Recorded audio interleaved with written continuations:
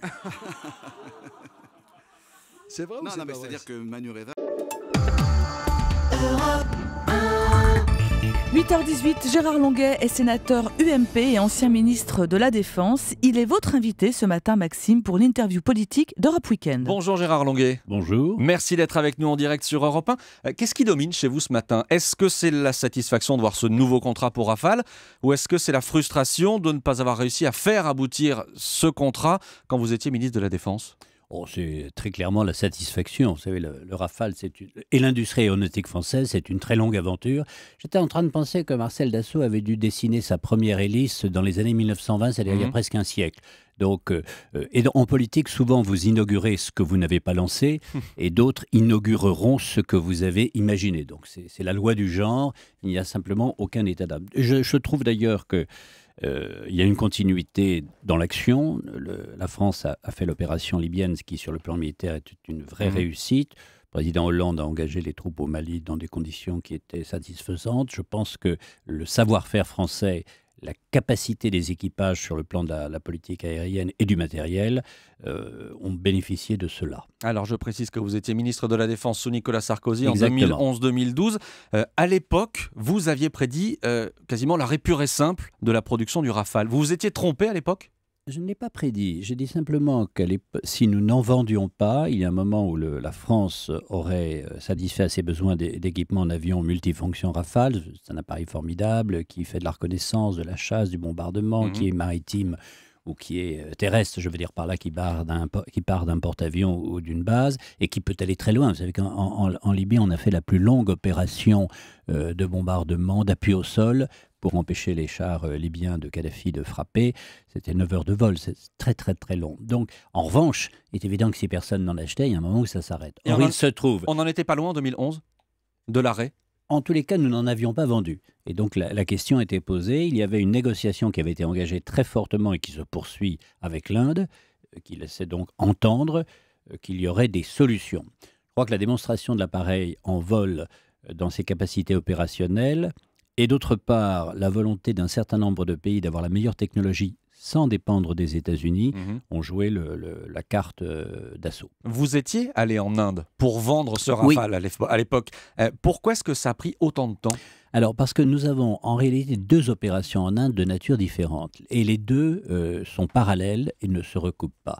La décision du Premier ministre Modi a été d'acheter sur étagère des appareils qui peuvent être livrés d'une façon continue. Ce sont les 36 dont nous parlons depuis hier soir. Qui seront livrés, ce qu'on dit, prêts à voler.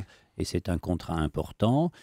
Et nous avons, avec l'Inde et avec l'industrie aéronautique indienne, avec HAL, nous avons un projet de coopération à la demande des Indiens, puisque sur les 126 appareils, 108 seront fabriqués là-bas.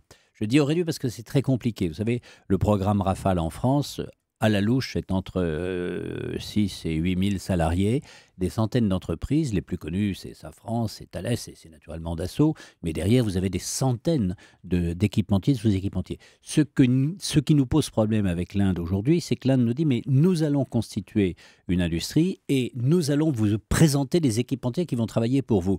Sauf qu'ils nous demandent à la fois d'accepter leurs fabricants et de prendre la responsabilité. Or, d'une façon assez logique, le GIE Rafale dit si vous choisissez les industriels, vous êtes responsable. Le GIE Rafale, ce sont toutes les entreprises qui c'est contribuent les 3 au Rafale. Principales, Dassault, Thales, Safran.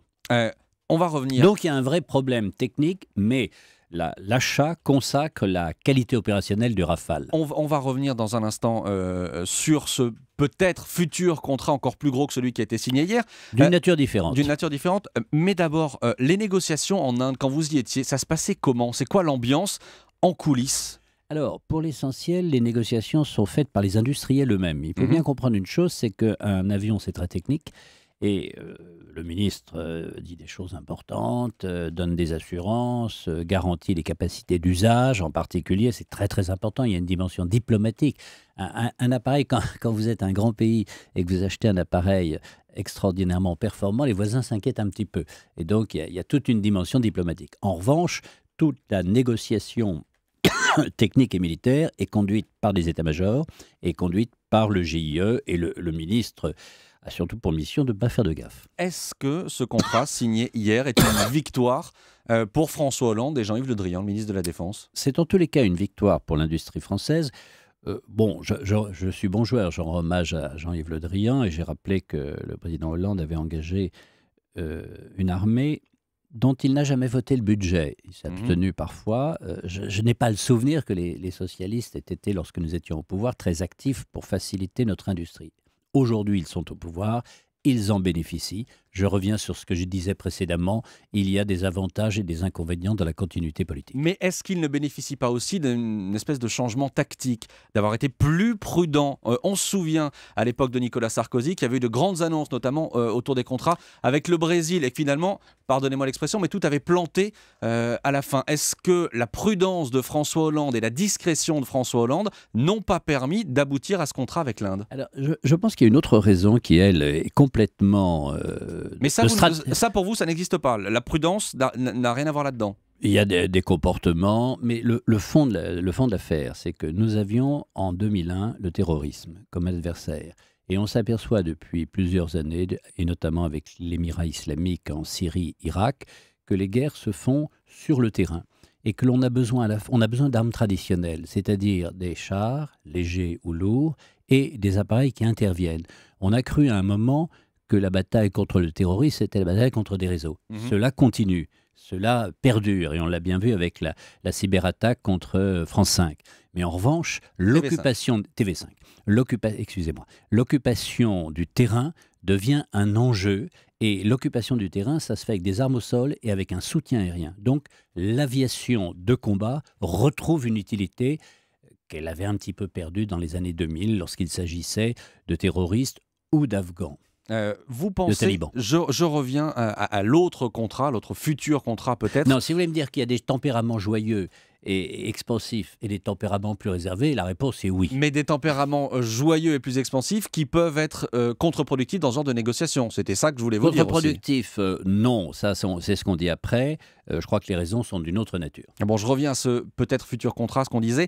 Gros contrat, mais la majorité des avions, plus d'une centaine d'avions, seraient fabriqués en Inde. Est-ce qu'il n'y a pas un risque de pillage technologique tout simplement ? De toute façon, il est absolument inévitable que vous ayez une coopération mondiale sur le plan industriel. Il ne faut pas se raconter d'histoire.